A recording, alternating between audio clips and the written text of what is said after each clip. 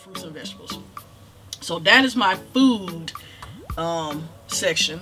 That beware, make sure you read before you buy anything, and make sure you know what you're buying, because you're gonna be highly disappointed if you buy something and your taste buds get tricked and you start feeling all tangy in your mouth. Alright, so then the second thing that I've learned, and I was meaning to learn a little Swahili, but is language. You know, probably about a month or a month and a half before we came. Before I decided I was coming, I was like, I gotta learn Swahili, but I was still working at the time, just still trying to get things, and like I said, there's so much you have to think about, so much. But I want to take, like, just even Googling, just make, I wanted to just Google some words and stuff like that. But I wish I had known more Swahili. They don't make you feel bad about not knowing the language. A lot of people here, I would say, from the people I've encountered, it's been about half and half, or maybe a little bit more, 60%. 50 to 60% of people know a little English. Some speak it fluently. Some know, little words here and there. Just like me, I know just maybe 4 or 5 words of Swahili. But I wish I had known more, because I feel bad. I kind of feel bad that I came over. I want to know what's going on, but I don't want them to feel like that they have to know my language. I'm coming to, I'm in their country, so it's that type of thing. But I wish I had known more language, but I have learned a few words. First word I learned was asante, which means thank you. So for about a few days, I was saying asante to everything. Somebody say something, asante, but that was my first word, and I use that anytime I can, just to show, look, I don't mean no harm, but asante, thank you for not being mad at me, even if I say asante for that. The second word I learned was, so it's asante, thank you. Oh, caribou means you're welcome or welcome. People may say caribou, I may be pronouncing it wrong, forgive me. But I've heard some people, probably, depending upon the region, I guess, I've heard people over here say it differently too. So it's some people say caribou or caribou or something, but some people may say you're welcome here, they may say caribou. And first I didn't know what to say. I was like, oh shoot, they just said welcome, because I haven't said giving them, said thank you for nothing. But so caribou means welcome or you're welcome. The third word I learned was hold on, before I start speaking on, because I don't want to say the wrong thing, but I believe indio means yes. Let me check. Let me Google Translate.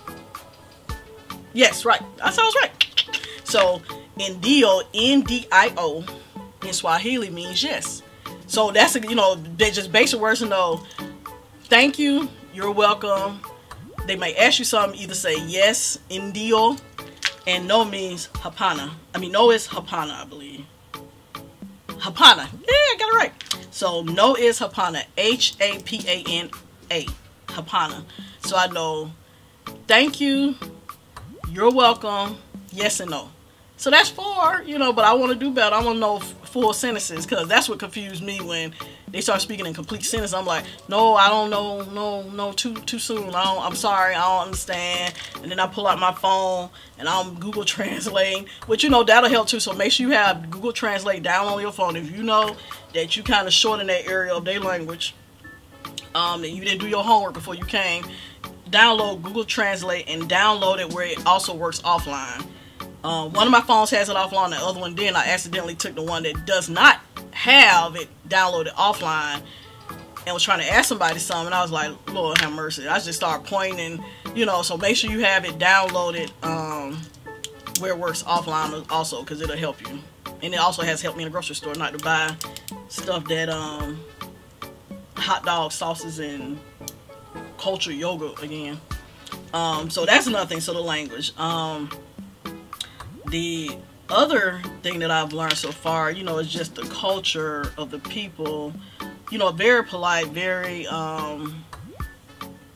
polite, and they speak in terms of relational, like brother, sister.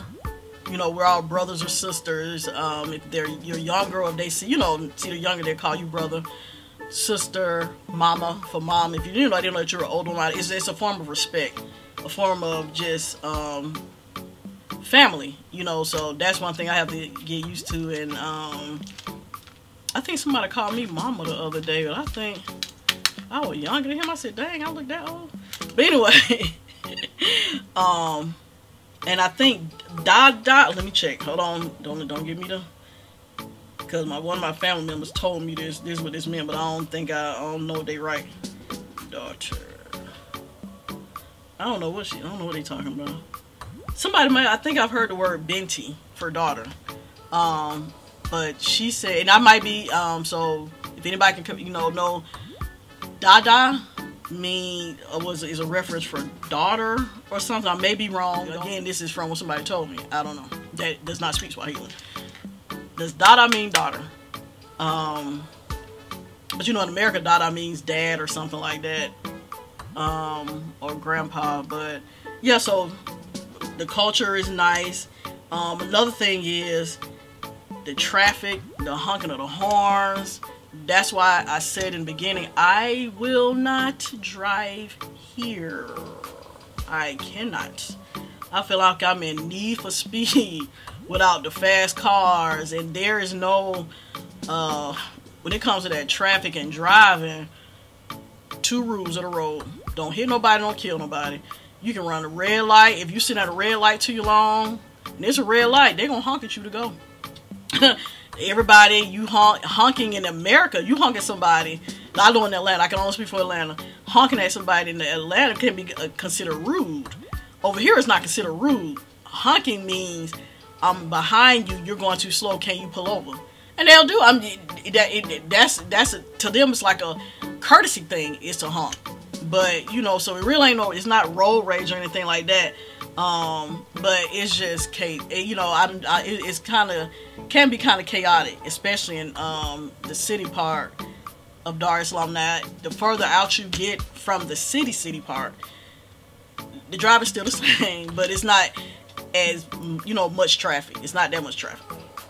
So yeah, the traffic is something I'm gonna have to get used to, and my fear of driving. Never been so afraid to drive in my life, because I just can't. And then, you know, like the motorcycle, I call them motorcycle boys. I don't know if that's a call them, but you know, you have a lot of men here, not boys in a disrespectful way, but you have a lot of men here that drive, you know, the scooters and the motorcycles, and that's what I call them, just motorcycle men. If the light red and cars, I guess if you're on a motorcycle, you don't have to stop at the red light. They cut through the cars and go on about their business. So to me, you know, I feel most safe on a bicycle. I get me a little bicycle. I just want to go to the local store to, you know, probably buy my Fanta orange or some apples or something like that. But I can't. If I'm coming to the city, I'm gonna do Uber, taxi or something like that. I can't. So I'm gonna either stay at home, stay in the house, or get somebody to take me somewhere, because I can't do it. You know, it's funny because our drivers so far, they've like, oh, it's no big deal, you'll be driving in no time. No, sir, I will not. I will not be driving. So those are some points that I've learned so far in Tanzania, from knowing what to buy at the grocery store, making sure I'm aware of what stuff is, and not think based on color and the shape of something that it is what I'm normally used to buying. I need to read. Gotta read to know what you're buying. So the food, be patient. Just know driving here is not something that you just want to jump into doing. But if you got the gusto to do it, hey, knock yourself out. I'll root you on. Bring more summer clothes. Bring. I don't care if it's cold, wherever you at. I think it was hard for me to bring more summer clothes too, because in the winter in Atlanta, it's not like people putting out their summer clothes. So I was like, what? I had the hardest time when I was preparing to come here. to buy summer clothing. You know, the coolest thing I found was jeans, and that was on the clearance rack. I even, you know, I just know everywhere I went, I just could not find summer, even for, you know, my son, it was just hard to find. So just, even you got to bring your little old clothes that you have from 2 summers ago. It's better, trust me, you're gonna be okay. Nobody knows it's old, but bring more summer clothes, because you're gonna need it. So those are the things that I've learned so far. I've had a very good time in learning about the culture here, knowing, you know, just changing my whole mindset of whatever I brought here, throw that out the window, and just start all over, basically mentally. Start all over, relearn new things, and I just really I'm gonna spend the next few days, I ain't gonna lie, maybe not a few days, but I end up learning some more Swahili. But right now we're working on securing our, you know, place of residence and everything like that, and that's another area to be patient in. That just be patient. You know, meetings that are set up and all that type of stuff, you may not just have, you know, 3 or 4 hours to kind of wait, but you know, just everything is patient. And some days, like, you know, I'm still trying to recover from the time difference. Like I said, your body trying to adjust from an 8-hour difference from where you're used to. So that's been kind of the struggle for me, is the time. And when everybody up hustle bustle here, I want to go to sleep. I'm like, oh my gosh. And you know, my body is slowly getting acclimated into, you know, the time zone here, but it's really hard. So some days, it's been probably about 3 days that I feel like, hey, I just wasted 3 days. I could have been just out looking, you know what I'm saying, just really finding something that, you know, I feel comfortable living in, or, you know, just doing more productive things, but you just be so tired. And I think I've more pressure on myself than I should, to know that I've only been here just a little over 2 weeks. But, you know, everything is slow, everything is coming together, so, which is a good thing. But just be patient, you know. And everybody have this idea, when I get there, I'm gonna do this, I'm gonna hit the ground running. No, you ain't. You are not. It's hard. And if you have that energy, I don't drink Red Bulls, I don't drink all that type of stuff. I just recently started drinking Fanta Orange all over again. I don't drink sodas, but I had a Fanta Orange at one of the resorts here. I was like, oh my. So that kind of sparked that, but I'm gonna let them sodas go. I don't drink sodas like that. But you know, just be patient with yourself. Give your body time to heal. You know, not heal, but, you know, just catch up with what's going on. Don't push yourself.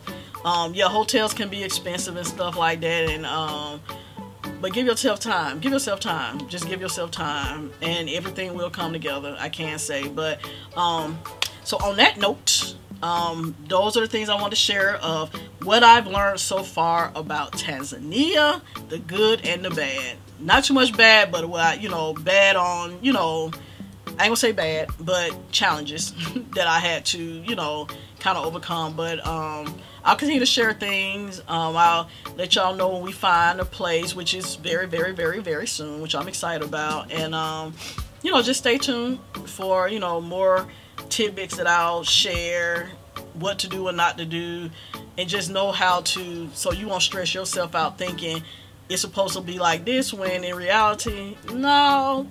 You know, throw out your old mind and embrace a new one. So, but I'll check back with y'all later.